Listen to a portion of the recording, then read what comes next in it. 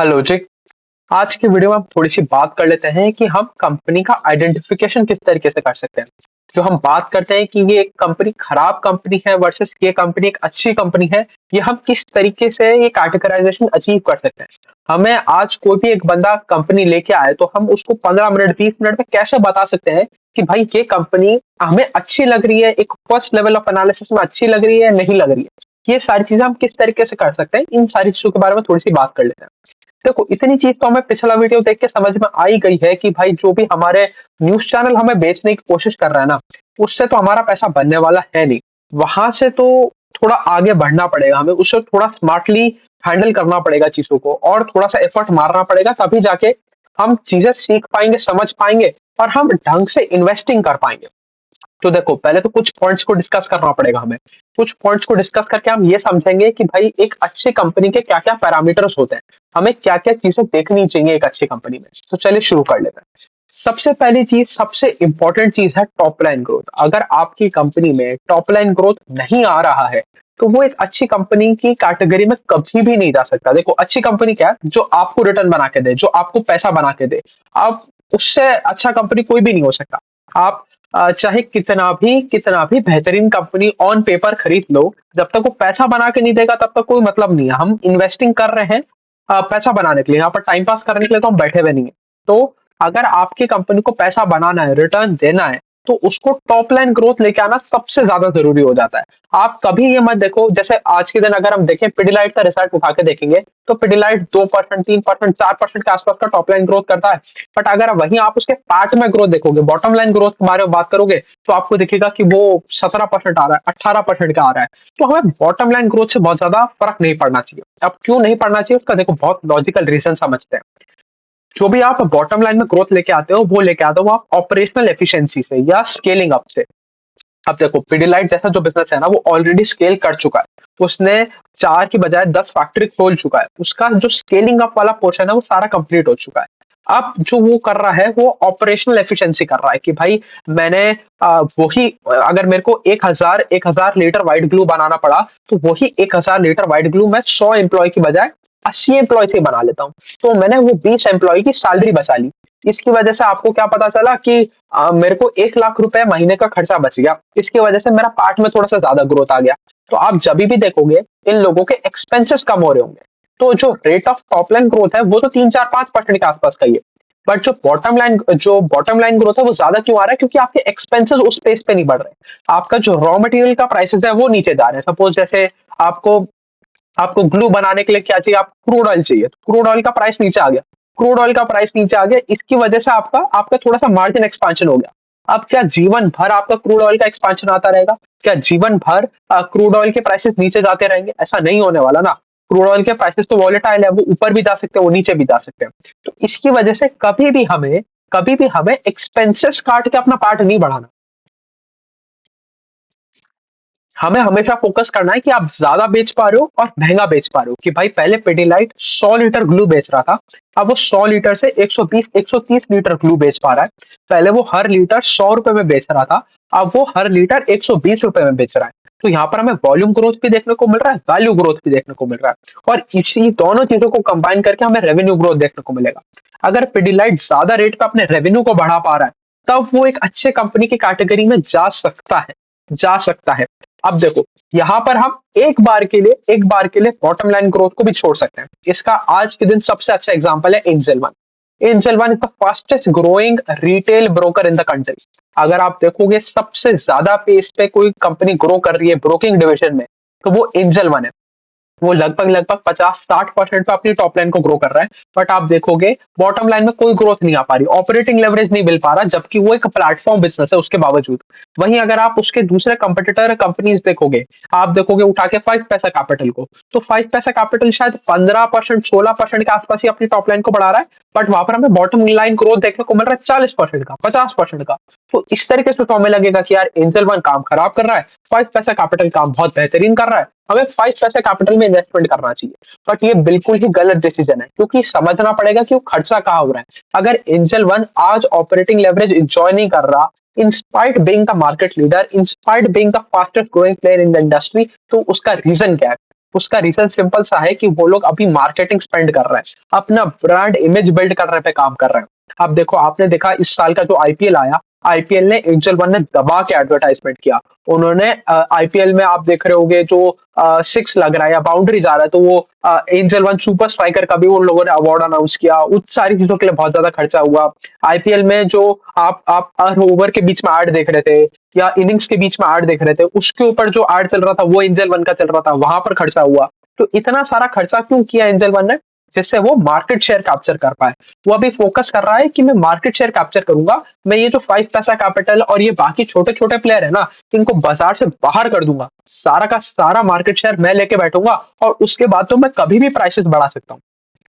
तो एक चीज समझने की जरूरत है कि अगर आपकी बॉटम लाइन ग्रोथ आज नहीं आ रही है, बट आपका जो बिजनेस मॉडल है वो सही डायरेक्शन में जा रहा है, उसको पता है कि आज मैं एडवर्टाइजिंग स्पेंड कर रहा हूँ, इस एडवर्टाइजिंग स्पेंड से मैं अपना मार्केट शेयर गेन करूंगा। जो एंजल वन का टारगेट ऑडियंस है, that is tier 2, tier 3, tier 4 cities के या उससे भी नीचे कैटेगरी वाले लोग जितने भी हैं, जो भी गांव वाले लोग हैं, उनको मैं अपने प्लेटफॉर्म पे अगर ऑनबोर्ड कर पाऊंगा, तो मेरे लिए एक बहुत बड़ा मार्केट मेरे हाथ में होगा और मैं बहुत बड़ा मार्केट शेयर भी कैप्चर कर पाऊंगा। इस वजह से वो सारी की सारी एडवर्टाइजिंग कर रहा है। अगर ये चीज सही तरीके से प्ले आउट हो जाती है, तो कंपनी का क्या अगले अगले क्वार्टर में भी उतने ही एक्सपेंसेस आएंगे? क्या नहीं आएंगे? अगले क्वार्टर में तो उतना खर्चा नहीं होने वाला।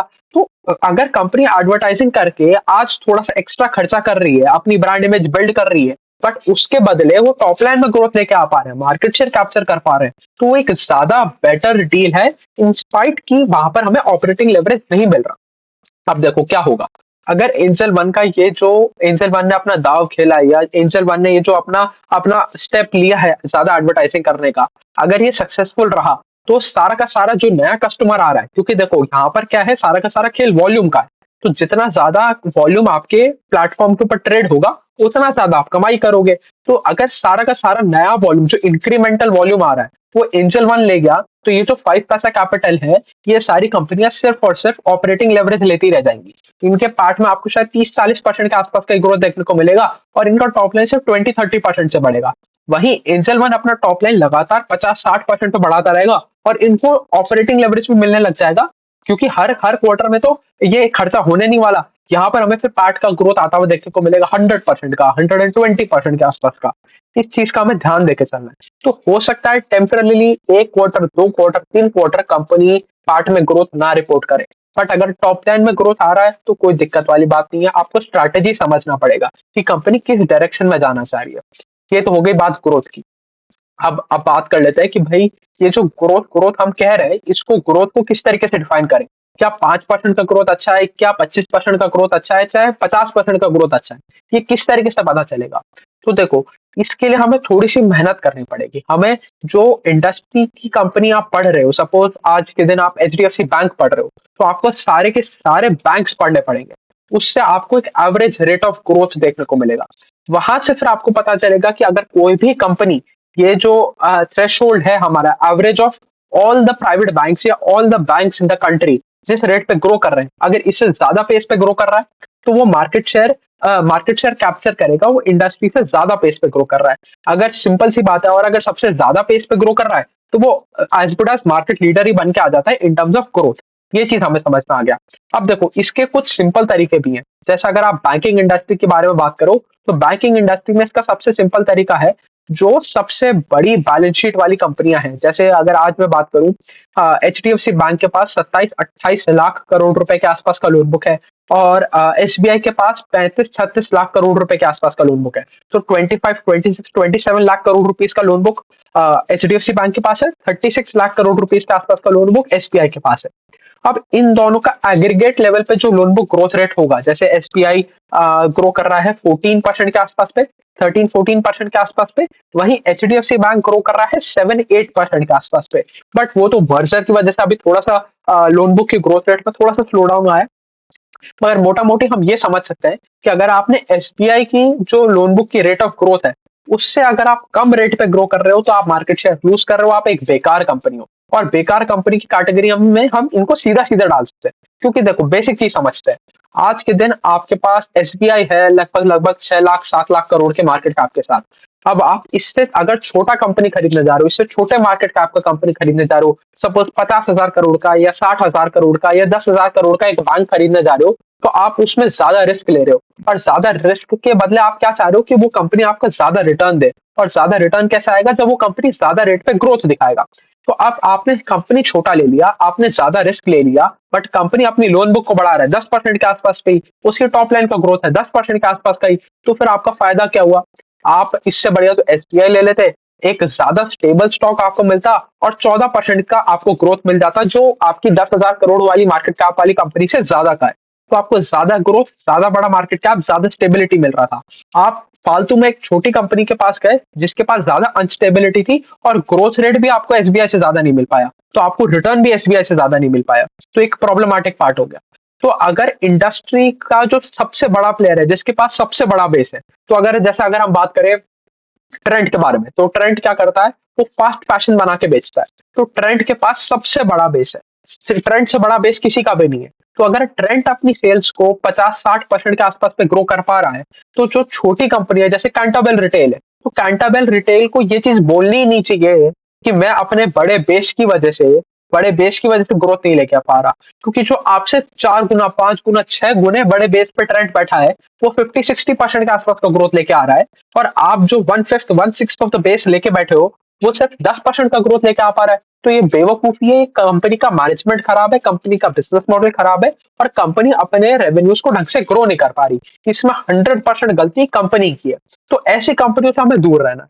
तो जो कंपनी इंडस्ट्री से ज्यादा पेस पे ग्रो करे, और आइडियली इंडस्ट्री में सबसे फास्टेस्ट पेस पे ग्रो करे, वो कंपनी हमें लेनी, क्योंकि हमें पैसा तभी बनेगा जब हम ऐसी कंपनी लेंगे जो लगातार मार्केट शेयर कैप्चर कर रही होगी। मार्केट शेयर लूजिंग वाली कंपनी में कभी भी हमें पैसा बनता हुआ नहीं देखने को मिलेगा। जैसे एक और इसका बहुत अच्छा एग्जांपल है, सेम वही 5 पैसा कैपिटल वर्सेस एंजल वन। 5 पैसा कैपिटल ने ऑपरेटिंग लेवरेज दिखाया 40%, 40-50% के आसपास का पार्ट में ग्रोथ दिखाया, बट उसने अपना मार्केट शेयर लूज कर दिया फ्रॉम 3% टू 1.5-2% के आसपास का उनका मार्केट शेयर रह गया।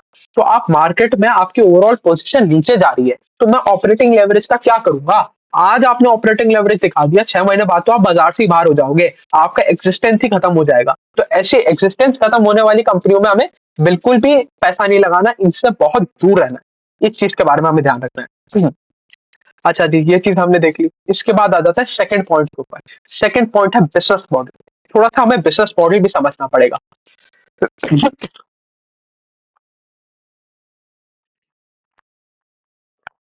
अब जैसे हमारे पास कुछ कुछ कंपनी होती है जो सिक्लिकल होती है, जैसे टाटा स्टील हो गया, या आपका और कोई दूसरा कंपनी हो गया, लॉयड मेटल हो गया। ये सारी क्या है? ये सारी सिक्लिकल कंपनीज है।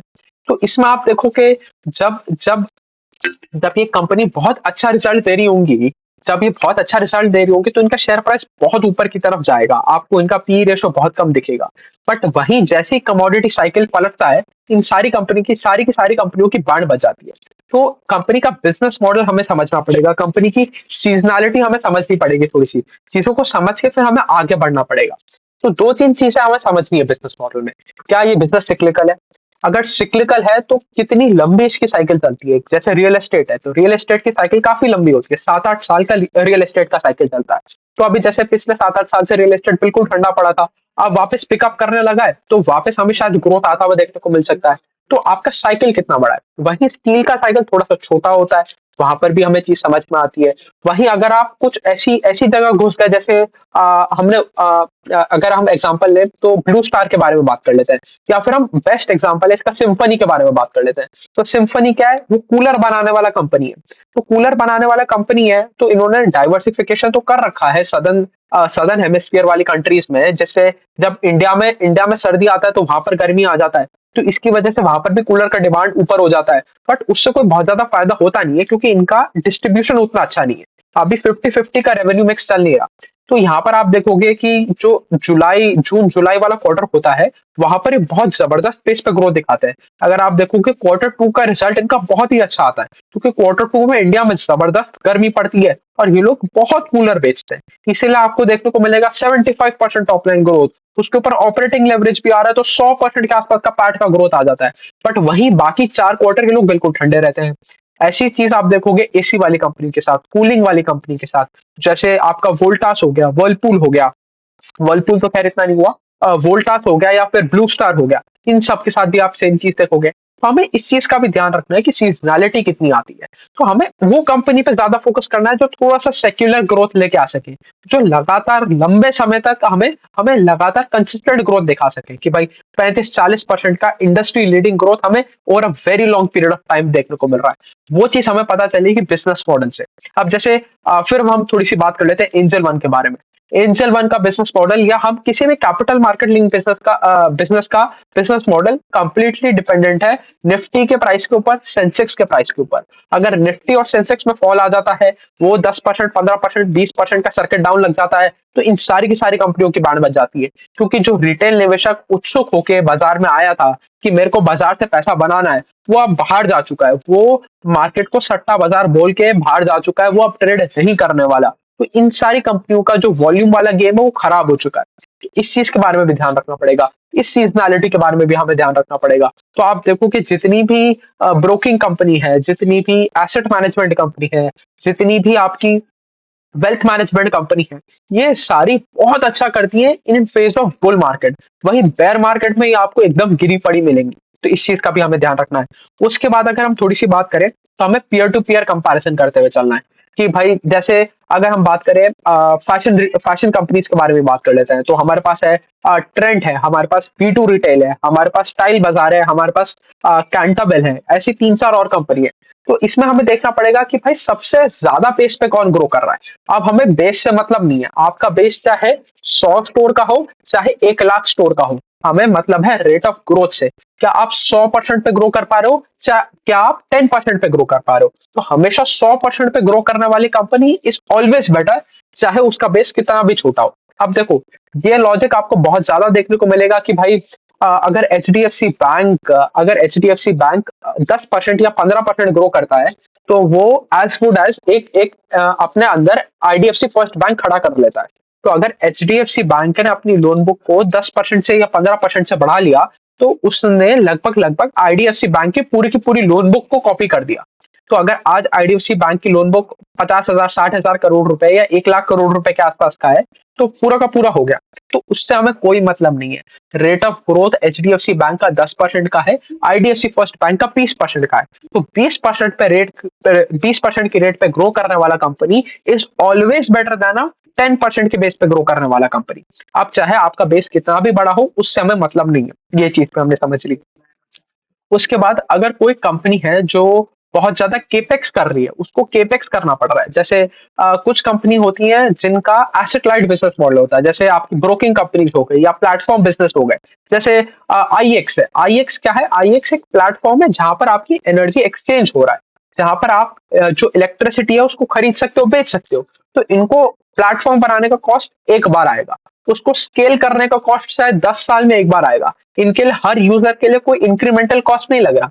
जैसे बीएससी के बारे में बात कर लेते हैं। बीएससी क्या है? बीएससी भी एक एक्सचेंज है, एक प्लेटफॉर्म है। तो बीएससी बनाने में एक बार का खर्चा आया था।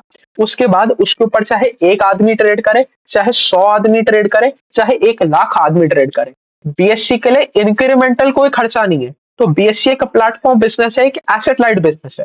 तो यहाँ पर इनको कर्जे की जरूरत नहीं पड़ेगी, यहाँ पर इनको डेट की जरूरत नहीं पड़ेगी। बट वहीं अगर आप डिक्सन टेक्नोलॉजीज के बारे में बात कर लो, जो ये आपके मोबाइल फोन मैन्युफैक्चरिंग असेंबलिंग का काम करती है, इनको बहुत बड़ा बड़ा फैक्ट्री स्पेस लेना पड़ेगा, इनको अपने वर्कर सेटअप करने पड़ेंगे, मशीनरी सेटअप करनी पड़ेगी, प्लांट सेटअप करना पड़ेगा। इनके लिए आएगा डेट का कॉस्ट। ये चीज आप देखते हो रियल एस्टेट कंपनीज में, ये चीज आप देखते हो जो जो भी कंपनी, जो भी कैपिटल रिक्वायरमेंट बहुत ज्यादा होती है, कैपिटल हंगरी जो बिजनेसेस होते हैं, वहां पर आप देखोगे कि डेट का रिक्वायरमेंट बहुत ज्यादा बन जाता है। तो वहां पर हमें थोड़ा सा ध्यान रखना पड़ेगा कि भाई जितना आप कमाई कर रहे हो, जो आपका इबिट्टा आ रहा है, इबिट्टा में से आपका आई वाला कंपोनेंट कितना है। इबिट्टा क्या होता है हमारा? EBITDA is earnings before interest, depreciation, tax and amortization. इसमें इंटरेस्ट वाला कंपोनेंट कितना है, कि पता चले कि आप इबिट्टा लेवल पे 100 करोड़ रुपए कमा रहे हो और आपका इंटरेस्ट ही 50-60 करोड़ रुपए चला रहा है। तो अगर आप इबिट्टा में से 50-60% के आसपास का इंटरेस्ट ही दोगे, तो फिर आप खाओगे क्या और बचाओगे क्या? वो वाली कहानी हो जाती है। तो इसकी वजह से हमें ये भी ध्यान रखना है कि चलो डेट लेना बुरी बात नहीं है, डेट अगर आप ढंग से मैनेज कर पा रहे हो तो बहुत सही है। आपको ये देखना है कि EBITDA के बाद आपका जो जो भी EBITDA का वैल्यू आ रहा है, उसका कितना परसेंटेज बन रहा है आपका इंटरेस्ट कंपोनेंट। क्या इंटरेस्ट कंपोनेंट 50, 60, 70% के आसपास का बन रहा है, या वो 10-15%, 20% के आसपास है, और वो कितना लॉन्ग टर्म है। क्या कंपनी उसको 10 साल तक चलाएगी, या कंपनी की बैलेंस शीट पे ऑलरेडी इतना कैश पड़ा है कि कंपनी कभी भी चाहे तो डेट फ्री हो सकती है, कभी भी उसका लोन का रिपेमेंट करेगी और मुक्ति पाएगी लोन से। इस चीज के बारे में भी हमें ध्यान रखना पड़ेगा। चलो जी, उसके बाद हमें थोड़ा-सा क्या करना है, थोड़ा-सा हमें कॉन कॉल सुनना पड़ेगा, थोड़ी-सी हमें मेहनत करनी पड़ेगी। क्योंकि देखो, पैसा बनाना आसान तो कभी भी नहीं था और आसान कभी भी होगा भी नहीं।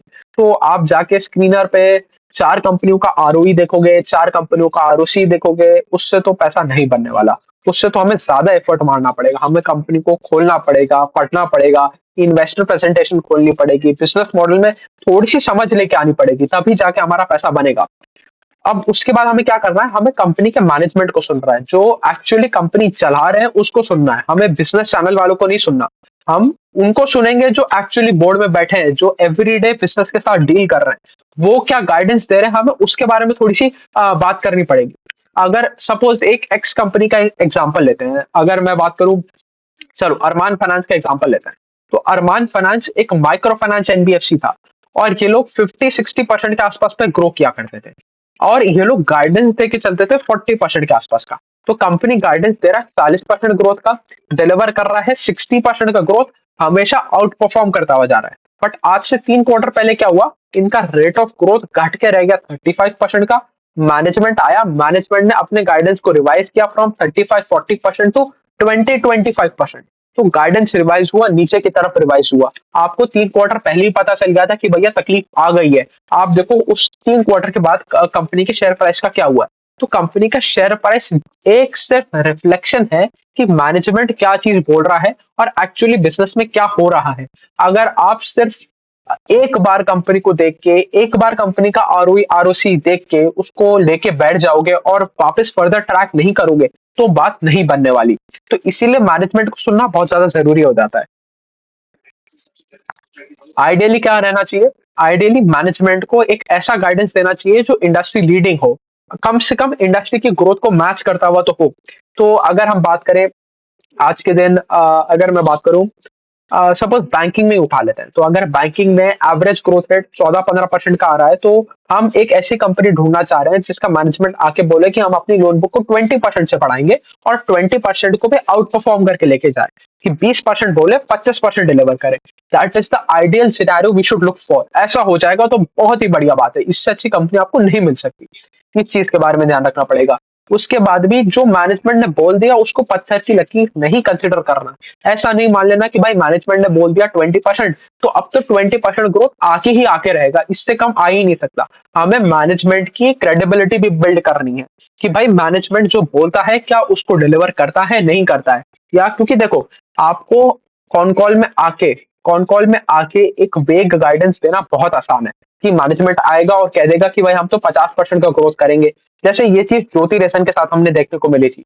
ज्योति रेसन पिछले 3 साल से बोलता है कि हम अपनी टॉप लाइन को 25% पे बढ़ाएंगे। आप पिछले 3 साल का ग्रोथ देखो, टॉप लाइन ग्रोथ 25% का आ ही नहीं रहा। आप पिछले 5-6 क्वार्टर का ग्रोथ देखो, नहीं आ रहा। इस क्वार्टर में इन्होंने फाइनली ग्रोथ दिखाया, और मैनेजमेंट उसके बीच में लगातार ग्रोथ का यही गाइडेंस देता जा रहा था कि हम 25% के आसपास का ग्रोथ करेंगे। पहले उन्होंने बोला था कि हम FY23 को बेस ईयर लेके 25% का ग्रोथ करेंगे। जब FY24 में वो चीज नहीं हो पाई, तो उन्होंने कहा कि अब हम FY24 को बेस ईयर लेके काम करेंगे। अब इस तरीके का अगर आपको मैनेजमेंट मिलता है, तो मैनेजमेंट का भी क्रेडिबिलिटी कम होती है। जो मैनेजमेंट के जो चीज बोल रहा है उस पर आप आंख बंद करके विश्वास कभी नहीं कर सकते। आपको हमेशा मैनेजमेंट को चेक करते रहना पड़ेगा कि भाई आपने पिछली कॉन कॉल में ये चीज बोली थी, आपने 10 पॉइंट बोले थे, 10 में से आपने 8 में डिलीवर किया, 2 में डिलीवर क्यों नहीं कर पाए। ये क्वेश्चनिंग करना पड़ेगा, और ये बहुत आसान चीज है। आपको सिर्फ और सिर्फ कॉन कॉल सुननी है। 1 घंटे का कॉन कॉल होता है, आपको 15 से 20 मिनट में पूरे के पूरे कॉन कॉल का क्रक्स मिल जाता है कि भाई इस मोटी मोटी कॉन कॉल में क्या क्या मोटी मोटी बातें हो रही हैं, वो चीज हमें पता चल जाती है। इन सारी चीजों के बारे में बात करना पड़ेगा। उसके बाद हमें बात करना पड़ेगा कि कंपनी स्केल अप कैसे कर सकती है। कि सपोज आज कंपनी अपना टॉप लाइन रिपोर्ट कर रही है 100 करोड़ रुपए पे, तो हमें तो पैसा तभी बनेगा ना जब ये कंपनी 100 करोड़ की टॉप लाइन से 1000 करोड़ की टॉप लाइन पे जाएगी, और फिर 1000 करोड़ की टॉप लाइन से 10,000 करोड़ की टॉप लाइन पे जाएगी। तो ये स्केल अप किस तरीके से होगा और मैनेजमेंट किस तरीके से चीजों को सोच रहा है। क्या ये स्केलिंग अप करने में हमें डेट का रिक्वायरमेंट पड़ेगा? क्या ये बहुत ज़्यादा हमारे लिए कैश क्रंच वाली सिचुएशन खड़ी करेगा? मतलब हमें बहुत ज़्यादा केपेक्स करना पड़ेगा या बहुत ज़्यादा एक्सपेंडिचर करना पड़ेगा हमें ये 1000 करोड़ और 10,000 करोड़ अचीव करने के लिए। पहले ये चीज़ समझनी पड़ेगी। उसके बाद हमें समझना पड़ेगा क्या मार्केट अपॉर्च्युनिटी इतनी है या नहीं है? जैसे हम बात करें टायर इंडस्ट्री के बारे में, तो टायर इंडस्ट्री का हाल बहुत ज़्यादा खराब चल रहा है। अगर आप देखो कोई भी कंपनी 5-6%, 7% से ज़्यादा ग्रोथ दिखाई नहीं रही है और बाय डिफ़ॉल्ट ये टायर कंपनियाँ इनसे ज़्यादा रेट पे ग्रो कर भी नहीं सकती। अब देखो टायर का बाजार बढ़ेगा किस तरीके से? एंड कंज्यूमर कौन है? एंड कंज्यूमर है गाड़ी वाला, स्कूटर वाला, ट्रक वाला, ये लोग ही तो एंड कंज्यूमर है। तो क्या गाड़ी बिकना 15-20% की रेट पे बढ़ रहा है? जब गाड़ी बिकना 15-20% की रेट पे नहीं बढ़ सकता, तो आपके टायर की जो लाइफ है, जो मतलब जो टायर की साइकिल है, वो तो एक कांस्टेंट ही है ना। जो आपकी पुरानी गाड़ी है, पुरानी गाड़ी का टायर सपोज 50,000, 60,000, 70,000 किलोमीटर बाद चेंज होता है, उसको लगने में सपोज 5 साल लगते हैं, तो हर टायर रिप्लेसमेंट की जो साइकिल है वो 5 साल की है। 5 साल बाद फिर आपको बूस्ट देखने को मिलेगा। तो अगर 2015 में आपने बहुत ज्यादा गाड़ी बेच दी, तो आपको शायद 2020 में टायर इंडस्ट्री में ज्यादा बूम देखने को मिलेगा। फिर 2020 से 2025 में ज्यादा बूम देखने को मिलेगा। बट बीच वाले टाइम में क्या करोगे? बीच वाले टाइम में आप कहाँ से ग्रोथ ले आओगे? क्या आप गाड़ी में 4 की बजाय 8 पहिए थोड़ी लगा दोगे? तो टायर इंडस्ट्री का ग्रोथ बाय इटसेल्फ, इंडस्ट्री का ग्रोथ ही सैचुरेटेड है। आप उसमें कुछ भी कर लो कि भाई जो इलेक्ट्रिक व्हीकल वाला टायर है वो शायद 10-15% ज्यादा महंगा है, तो उसमें आपको थोड़ा बहुत वैल्यू ग्रोथ मिल जाएगा, उससे ज्यादा आपको ग्रोथ मिल नहीं सकता। तो हमें इस चीज का भी ख्याल रखना है कि इंडस्ट्री भी अच्छे लेवल पे ग्रो करनी चाहिए। अब ऐसा भी कई बार होता है कि इंडस्ट्री ग्रो नहीं कर रहा होता, बट आपका सेगमेंट बहुत अच्छे से ग्रो कर रहा होता है। जो चीज हमें देखने को मिल रही है ये फैशन वाली इंडस्ट्री में, कि जो फैशन वाला इंडस्ट्री है, अगर हम ओवरऑल ऐसा देखें कि भाई पूरे हिंदुस्तान में फैशन वाला इंडस्ट्री किस रेट पे ग्रो कर रहा है, तो शायद वो 2 या 3% के आसपास का ग्रोथ हमें देखने को मिल रहा होगा। बट अगर आप देखोगे तो जो अच्छी कंपनी है जैसे स्टाइल बाजार है, स्टाइल बाजार 40% के आसपास का ग्रोथ लेके आ रहा है। जो V2 रिटेल है वो 60% के आसपास का ग्रोथ लेके आ रहा है। जो ट्रेंड है, ट्रेंड का ग्रोथ में स्लो डाउन आया, फिर भी वो 30-35% के आसपास का ग्रो कर रहा है। तो ये कैसे हो रहा है? ये शिफ्ट हो रहा है from unorganise market to organise market. तो अगर आज आज के दिन आप अगर हम समझे इसको, बिल्कुल सिंपल एग्जांपल से समझने की कोशिश करें, तो पहले आप जाते थे अपने शहर के लोकल मार्केट में, जैसे दिल्ली का बहुत फेमस मार्केट है कि सरोजनी मार्केट में आप जाके कपड़े खरीदते थे, तो आप चांदनी चौक में जाके कपड़े खरीदते थे। तो वो कोई ऑर्गेनाइज मार्केट थोड़ी था, वो को आप स्टूडियो की दुकान में जाके कपड़े थोड़ी खरीद रहे थे। बट अब वो जो चांदनी चौक, जो सरोजनी जाने वाला कस्टमर है, वो जा रहा है जूडियो में, वो जा रहा है V2 रिटेल में, वो जाके वहां कपड़े खरीद रहा है। तो ओवरऑल इंडस्ट्री बहुत तेजी से नहीं बढ़ रहा, बट उसमें जो ऑर्गेनाइज वाला सेगमेंट है वो बहुत अच्छे रेट से ग्रो कर रहा है, क्योंकि वो मार्केट शेयर कैप्चर कर रहा है फ्रॉम अनऑर्गेनाइज मार्केट। कि पहले अगर 70-30 हुआ करता था कि आप 70% अनऑर्गेनाइज मार्केट से खरीदते थे, 30% ऑर्गेनाइज वाले से खरीदते थे, तो वो अब उल्टा हो चुका है। अब वो हो चुका है 70% from organise and 30% from unorganise. इसलिए ऑर्गेनाइज वाले में आपको पेस ऑफ ग्रोथ ज्यादा देखने को मिल रहा है। तो कई बार ऐसा भी हो सकता है। तो इन सारी चीजों को हमें समझ के चलना पड़ेगा। यही चीज हमें देखने को मिली थी ज्वेलरी इंडस्ट्री में भी, कि भाई ज्वेलरी इंडस्ट्री अभी भी बहुत ज्यादा अनऑर्गेनाइज्ड है। यहाँ से हमें शिफ्ट देखने को मिल रहा है टुवर्ड्स ऑर्गेनाइज्ड रिटेलर्स, जैसे कि आपका सेनको गोल्ड हो गया, कल्याण ज्वेलर्स हो गया, टाइटन हो गया, इन सब की तरफ शिफ्ट देखने को मिल रहा है। तो यहाँ पर ये चीज भी हो सकती है। तो हमें थोड़ा सा अपने दिमाग को चलाना पड़ेगा, थोड़ा सा कॉमन सेंस लगाना पड़ेगा, तभी जाके ये चीजें हमें समझ में आएगी और तभी हम पैसा बना पाएंगे। देखो अल्टीमेट गोल क्या है? पैसा बनाना, और पैसा बनाने के लिए थोड़ा मेहनत तो करना पड़ेगा। अब मैं क्या कर सकता हूँ इस चीज में? तो मैं एक चीज कर सकता हूँ आप लोगों के लिए, कि मैं आपको ये सारी की सारी चीजें सिंप्लीफाई करके एक पूरा का पूरा इंडस्ट्री उठा के आपके सामने एक वीडियो के रूप में प्रस्तुत कर दूं, कि आपको दिखा दूं कि भाई ये इंडस्ट्री है, इस इंडस्ट्री में ये 10 प्लेयर है, इस 10 प्लेयर में ये कंपनी है जो अच्छा ग्रोथ कर रही है, ये कंपनी है जो एकदम कचरा है। उसके बाद हम उनका थोड़ा बहुत वैल्यूएशन एनालिसिस भी कर लेंगे। अगर आप देखोगे मेरे पिछले जितने भी वीडियो आप देखोगे, जो भी अच्छी कंपनी है उन सबका मैंने वैल्यूएशन एनालिसिस कर रखा है। अब देखो, अगर कोई कंपनी 2% का टॉप लाइन में ग्रोथ दिखा रही है, 5%, 10%, 15% का बॉटम लाइन में ग्रोथ दिखा रही है, और कोई खास मैनेजमेंट का गाइडेंस नहीं है, और आगे की ग्रोथ की कोई बहुत ज्यादा उम्मीद नहीं है, तो उस कंपनी में हमें वैल्यूएशन एनालिसिस करके टाइम वेस्ट करने का कोई मतलब नहीं है। बट हाँ, आप जितनी भी कंपनियां देखोगे जो अच्छे रेट पे ग्रो कर रही है, अच्छी कंपनी है, उन सबका मैंने वैल्यूएशन एनालिसिस भी कर रखा है। अच्छा जी, थोड़ी-सी और बात कर लेते हैं। अब थोड़े से हम बात कर लेते हैं पैरामीटर्स के ऊपर कि हम क्या-क्या चीज़ें देखें जिससे हमें एक बेसिक सेंस मिल जाए कंपनी का। तो देखो, कुछ चीज़ें तो हमें समझनी पड़ेंगी कि भाई सिर्फ़ आरओई देख के, सिर्फ़ आरओसी देख के, सिर्फ़ स्क्रीनर खोल के हमें बात नहीं बनने वाली। अगर आप पी रेशो के बारे में बात करो, तो पी रेशो हम चाहते हैं कि कम पी रेशो वाला हम स्टॉक ढूँढें। तो जो सिक्लिकल होता है, तो सिक्लिकल अपनी पीक पे जो सबसे उनका टॉप होता है, उसपे सबसे कम पी रेशो होता है उनका। तो हमें एक चीज़ का ध्यान रखना पड़ेगा कि भाई कोई कोई सेट पैरामीटर नहीं है, कोई सेट हमारे पास ये कोई कोई फ़ॉर्मूला नहीं है कि भाई ये कंपनी है, ये 4 बॉक्सेस को टिक कर रही है, तो यही मेरा नेक्स्ट मल्टीबैगर होगा, यही मेरे को पैसा 10 गुना करके दे देगा। इस तरीके से चीज़ें तो हमारे पास है नहीं। शेयर मार्केट बहुत ज़्यादा डायनामिक है, हमें भी उसकी तरह से ही अडैप्ट करके चलना पड़ेगा। बेसिक ट्रेंड की कहानी है। अब देखो स्क्रीनर में प्रॉब्लम क्या है, देखो जैसे मेरे पास भी बहुत सारे कमेंट्स आने लगे थे कि भाई अगर स्क्रीनर पे ना देखें तो कहाँ देखें, कैसे रिसर्च करें। देखो प्रॉब्लम स्क्रीनर में नहीं है, प्रॉब्लम ये है कि उसकी एबिलिटी नहीं है कि वो आपको सही पिक्चर दिखा पाए। आप आज के दिन कोई भी कंपनी उठाते हो, जैसा मेरा एक बहुत ही फेवरेट एग्जांपल है एसबीआई कार्ड्स का। एसबीआई कार्ड्स का आप जाके आरओई देखो, आज से आप 4-5 क्वार्टर से आप आरओई देखते हुए आओ। आपको उसका 5 क्वार्टर पहले आरओई देखने को मिलेगा 24-25 के आसपास, 24-25 का उसका आरओई था। अब वो धीरे-धीरे घट-घट के 14-15% के आरओई पे आ गया। तो जब आप स्क्रीनर खोलते हो, एसबीआई कार्ड्स लिखते हो, आपको एक स्टैटिक नंबर देखने को मिलता है। वहां पर आपको 14%, 15% लिखा हुआ देखने को मिलता है। आप 15% के हिसाब से पूरी एनालिसिस करके बैठ जाते हो। आप कहते हो यार 15% का आरओई कर रहा है, 15% के आरओई में तो अच्छी कंपनी आती है, तो 15% के आरओई के हिसाब से तो ये कंपनी अच्छी है, मैं अपने पोर्टफोलियो में ऐड कर लेता हूँ। और वही होती है आपकी सबसे बड़ी गलती, क्योंकि आपको ट्रेंड ही नहीं पता। उस कंपनी का ट्रेंड है फ्रॉम 25-28% का आरओई, वो कंपनी आज 14-15% के आरओई पे आ गई है। उसका आरओई आधा हो गया। वहीं आप उठाओगे यूग्रो कैपिटल आप सर्च करोगे, वहां पर आपको जाके देखने को मिलेगा कि इस कंपनी का 8 का आरओई है। अब आप देखोगे कि यार ये तो बिल्कुल ही बेकार कंपनी है, 8 का इसका आरओई है, 8 के आरओई पे तो हमारा पैसा नहीं बनेगा।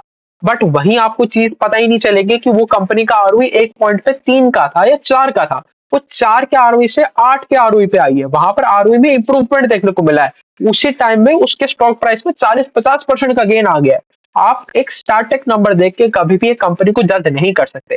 इसीलिए हमें कंपनी का ट्रेंड देखना पड़ेगा कि कंपनी किस ट्रेंड में जा रही है। सिर्फ पी रेशो देख के, सिर्फ आरओई देख के, सिर्फ आरओसी देख के, सिर्फ आरओए देख के बात नहीं बनने वाली। अब देखो बहुत कॉम्प्लिकेटेड चीजें हैं। देखो थोड़ी मेहनत तो करनी पड़ेगी, अगर पैसा बनाना है तो मेहनत करनी पड़ेगी। मैं अपने एंड से क्या कर सकता हूँ, मैं अपने एंड से ये सारी की सारी चीजें आपको सिंप्लीफाई करके एक कंपनी का एक वीडियो बना के आपको दे सकता हूँ, जो मैं करने वाला हूँ। उसमें कोई मेरी तरफ से आपको कोई भी कोताही नहीं देखने को मिलेगी। बट आपको फिर भी सारी कंपनियां देखनी पड़ेंगी कि आज मैं सपोज मैं यूनाइटेड ब्यूरीज का मैं आपको एनालिसिस करके देता हूँ, और अब आपके पास वो स्टॉक है ही नहीं, बट आपके पास सुला वाइनयार्ड्स है। तो आपको यूनाइटेड ब्यूरीज का भी वीडियो देखना पड़ेगा, जिससे आपका एक पीयर टू पीयर कंपैरिजन हो। आपको पता तो चले कि पूरे के पूरे अल्कोहल स्पेस में चल क्या रहा है। क्या मेरी जो कंपनी लेके बैठा हूँ, क्या वो fastest growing player in the industry है भी या नहीं है, या मैं उसको फालतू में ही लेके बैठा हूँ। इन सारी चीजों को हमें असेस करना ही पड़ेगा। तो इन सारी चीज़ों को हमें पढ़ना ही पड़ेगा, इसके साथ हमें चलना ही चलना पड़ेगा। इन चीज़ों का ख्याल रखना पड़ेगा, तभी जाके हमारा पैसा बनेगा। तो चलिए, काफ़ी लंबा वीडियो हो गया है, इसके अलावा कोई और भी एडिशनल पॉइंट्स होंगे, तो उसके लिए एक अलग वीडियो बना दिया जाएगा। अच्छा, इसके अलावा एक छोटा-सा अनाउंसमेंट और था। अब हम थोड़े से अपने जो वीडियो अपलोड है, उसको और सिस्टमैटिक बनाने की कोशिश कर रहे हैं। अब आप लोगों को एक वीडियो मिलेगा सुबह 8 बजे, और एक वीडियो मिलेगा शाम को 5 बजे के आसपास। तो ये कोशिश करेंगे जिससे हमारा रेगुलर बेसिस पे 2 वीडियो आपको मिलते रहें। अब कुछ-कुछ दिन ऐसा हो सकता है कि मेरे पास 2 वीडियो को कंटेंट ना हो, या मैं एक साथ पूरी की पूरी इंडस्ट्री का वीडियो बनाना चाह रहा हूँ, तो हो सकता है उस दिन एक ही वीडियो मिले। बट हाँ, हम टाइम फिक्स कर देंगे तो थोड़ी-सी चीज़ें हमारे लिए भी आसान रहेंगी। तो सुबह 8 बजे, शाम को 5 बजे आपको 2 वीडियो मिल जाया करेंगे। तो चल, अभी के लिए इतना ही रखते हैं। Thank you.